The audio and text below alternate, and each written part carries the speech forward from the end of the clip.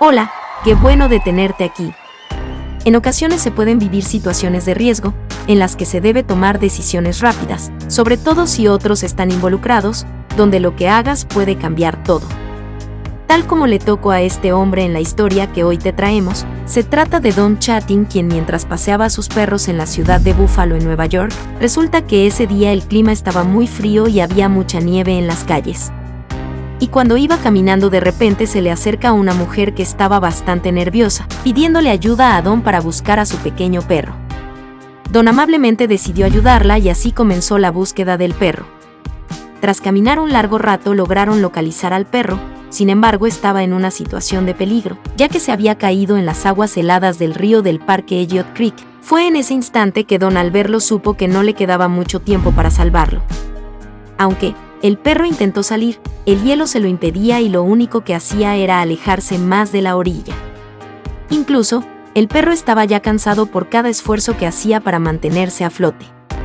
Según la WKBW News, Don llamó al 911 pero tenía mucho miedo de que no llegaran a tiempo, ya que el parque quedaba bastante retirado y podían tardar hasta 20 minutos en llegar, por lo que decidió salvarlo él mismo. Sin pensárselo dos veces, al ver que el perro estaba a punto de ahogarse, trató de arrastrarse por el hielo, pero este cedió y lo hundió hasta la cintura en las heladas aguas, lo cual era muy peligroso, pero Don estaba totalmente decidido a salvar al perro. Afortunadamente, logró llegar hasta donde estaba el perro, que estaba muy nervioso y casi sin energía, por lo que de forma rápida consiguió llevarlo hasta la orilla donde algunas personas los esperaban para ayudarles a salir.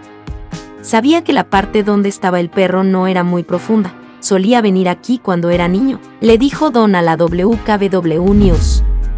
Sin embargo, esto no quita el hecho de que su acción fue digna de admirar. No cualquier persona hubiera tomado el riesgo de lanzarse al agua helada.